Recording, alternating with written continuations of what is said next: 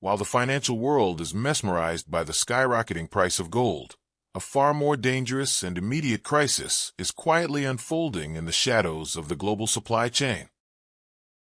It is a crisis not just of wealth, but of physical survival. I am talking about silver.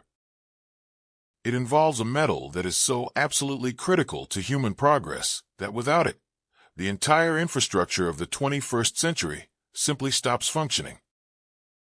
To understand the silver crisis of 2026, you must first understand the fundamental difference between gold and silver in the modern era. Gold is a financial asset.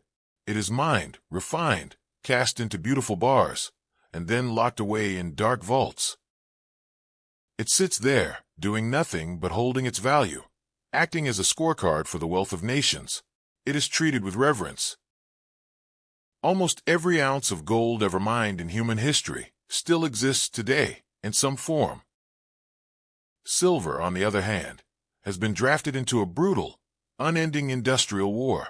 It is not hoarded, it is devoured. Silver is the most electrically conductive, thermally conductive, and reflective metal on the periodic table. There is no synthetic substitute. Every single morning, when you wake up and look at your smartphone, you are holding silver. When you turn on a light switch powered by a solar panel, you are using silver. When you drive an electric vehicle, you are relying on silver. When a military defense system tracks an incoming threat, it requires silver. And unlike gold, the silver used in these modern technologies is consumed. It is sprayed into microscopic layers on circuit boards. It is baked into photovoltaic pastes. And when the device dies, it is thrown into a landfill. It is economically unviable to recycle those microscopic amounts. We are destroying the Earth's most versatile metal at an astonishing rate. And the terrifying reality of 2026 is that we have finally hit the mathematical wall. We are running out of above-ground, available silver. The deficit is no longer a forecast. It is a present-day emergency. Today, we're going to expose the math that Wall Street refuses to talk about, the technological black hole that is swallowing the supply, and why silver is mathematically programmed to become the most explosive asset of this decade. Whenever analysts talk about a shortage of a commodity, the mainstream financial media always offers the same lazy response. If the price goes up, the miners will just dig more out of the ground. This is the classic law of supply and demand. It works perfectly for corn, it works for oil, and it works for copper. But it absolutely does not work for silver. Silver is trapped in a unique geological paradox that makes the current crisis unsolvable in the short term. Here is the truth about global silver supply. Primary silver mines, meaning mines where silver is the main asset being extracted, are incredibly rare. In fact, they account for less than 30% of the total global silver supply. The vast majority of the world's silver, roughly 70%, is mined as a byproduct. It is extracted accidentally while mining companies are looking for base metals like lead, zinc, and copper. Why is this fact so terrifying for the market in 2026? Because it means the supply of silver is completely inelastic. Imagine you are the CEO of a massive zinc mine in Peru.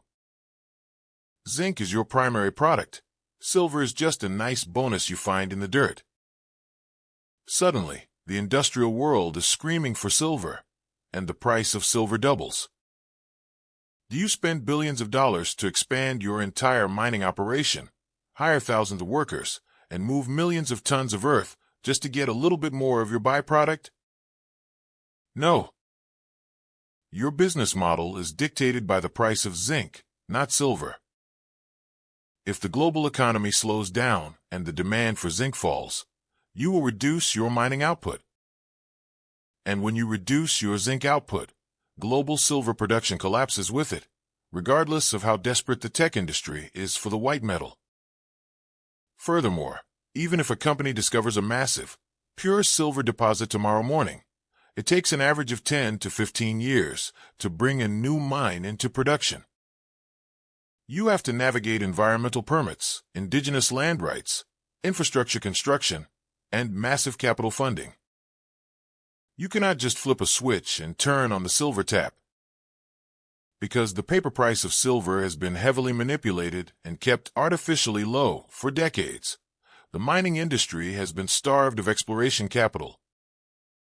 Nobody wanted to fund a silver mine when the metal was priced below the cost of extraction. We have experienced a lost decade of capital expenditure. As a result, the global mine supply actually peaked way back in 2016 and has been in a structural decline ever since. We are currently living through the 5th consecutive year of a severe physical deficit, draining hundreds of millions of ounces from above-ground stockpiles. The safety buffer is gone.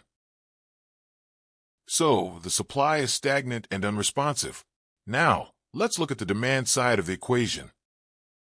We are currently witnessing a perfect storm of industrial consumption, driven by government mandates and the relentless march of technological innovation. A decade ago, the primary industrial uses for silver were photography, basic electronics, and medical equipment. It was a stable, predictable market. But then, the world decided it needed to transition to green energy. Take a look at the solar energy sector.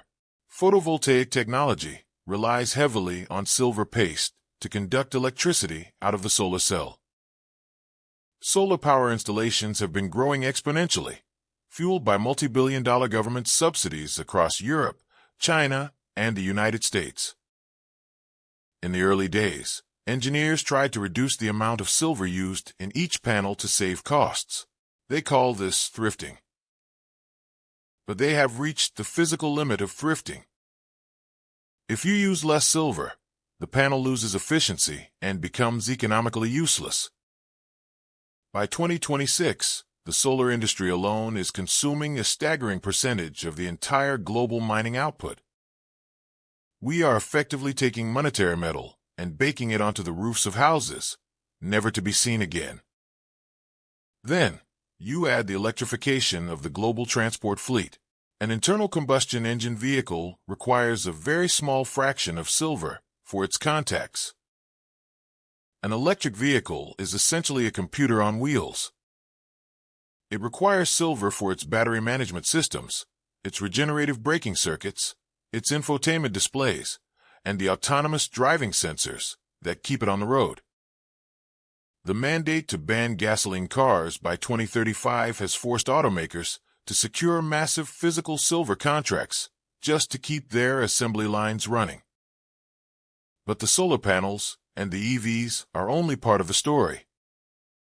The true catalyst for the 2026 crisis is artificial intelligence. The generative AI arms race has created a massive demand for hyperscale data centers. The high-performance microchips powering these AI models run incredibly hot. To prevent the systems from melting down, they require advanced cooling infrastructure and the most efficient electrical contacts known to science. Silver is the only element that can handle this level of thermal and electrical load without bottlenecking the system. Tech billionaires are not stupid. They see the supply metrics. They understand that you cannot build a trillion-dollar digital infrastructure using a metal that is running out. There is immense evidence that major technology conglomerates are bypassing the traditional markets and striking direct, offtake agreements with mining companies, quietly hoarding wholesale physical silver to secure their own survival. This corporate hoarding is draining the remaining liquidity from the public markets. They are buying the physical reality, leaving the retail investor with nothing but paper promises. If the deficit is so massive, and the demand is so relentless, why isn't the price of silver already sitting at $300 an ounce? The answer to that question lies in the mechanics of the commodity exchanges, specifically the COMEX in New York and the LBMA in London. The price you see scrolling across the bottom of a financial news screen is not the price of physical silver. It is the price of a derivative. It is a paper contract representing a promise to deliver silver at some point in the future. The entire global market operates on a fractional reserve system, highly similar to how modern banks operate with your cash. For every 1 ounce of actual, physical silver sitting in the registered vaults ready for delivery, there are sometimes hundreds of paper claims trading on the electronic market. Massive bullion banks and institutional short sellers use this paper leverage to flood the market with synthetic supply. When the price of silver starts to rise organically due to physical demand, these institutions execute high-frequency trades, dumping billions of dollars in naked short contracts, selling silver they do not possess, to drive the price back down. They do this because the system requires it. If silver finds its true free market equilibrium, the cost of manufacturing would explode, bankrupting massive segments of the industrial economy. They are maintaining the illusion of abundance through financial engineering. But financial engineering has a fatal flaw. You cannot print physical metal.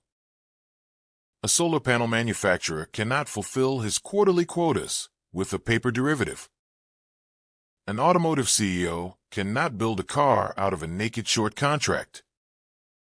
They need the physical bar. And they are demanding delivery. Over the last few years, the registered category of silver in the COMEX vaults, the metal explicitly available to satisfy delivery requests, has been draining at a terrifying pace. It is a slow-motion bank run. The bullion banks are playing a dangerous game of musical chairs, and the music is about to stop. When the registered vaults hit zero, or drop to a level where a major industrial player cannot secure their necessary supply, we will witness an event known as a force majeure. The exchange will essentially admit they do not have the metal, and they will force the paper contract holders to settle in cash instead of physical silver. That is the moment the paper illusion shatters. The link between the manipulated derivative price and the physical reality will be severed permanently. The price discovery of silver will suddenly take place in the physical realm, driven by desperate manufacturers who will pay absolutely any price to avoid halting their production lines. So, what does this mean for you, the individual investor trying to protect your wealth in a fracturing economic system? We have established that gold is the ultimate anchor. If you want to protect millions of dollars from the collapse of the fiat system, you buy gold. It is stable, it is universally recognized by central banks, and it acts as the primary hedge against inflation. But gold is expensive, and as it climbs towards tens of thousands of dollars per ounce, it becomes inaccessible to the average citizen. Furthermore, you cannot easily barter with a large gold bar to buy everyday necessities if the digital payment systems go offline. This is where silver reveals its true power. Historically, silver has always been the money of the people.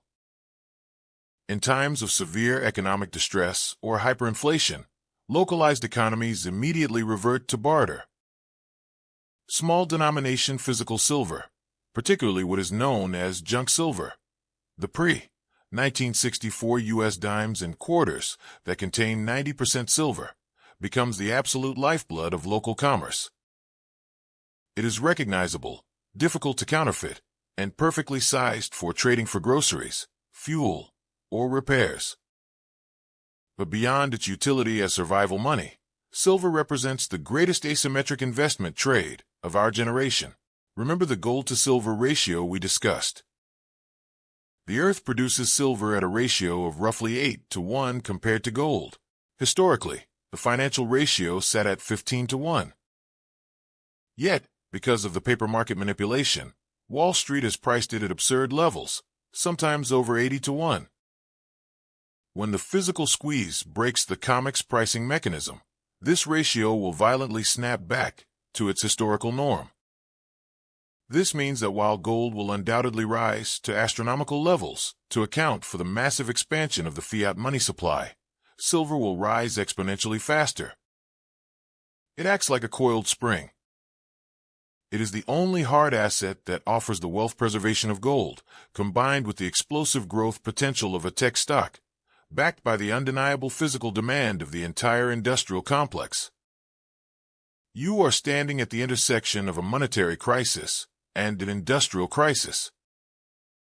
The central banks are destroying the currency, pushing investors into hard assets. Simultaneously, the greatest technological build-out in human history is consuming this exact same metal faster than it can be mined. Do not be distracted by the paper price on the screen. The financial matrix wants you to believe that silver is cheap and abundant. The physical reality proves that it is critical and vanishing. Secure your physical position before the industrial panic sets in. You want to be holding the metal when the manufacturers realize the vaults are empty. Subscribe to Gold Intelligence. We will continue to decode the matrix of global finance, providing you with the mathematical truth they try to hide. Leave a comment below with your prediction on when the COMEX will finally declare force majeure. See you in the next video.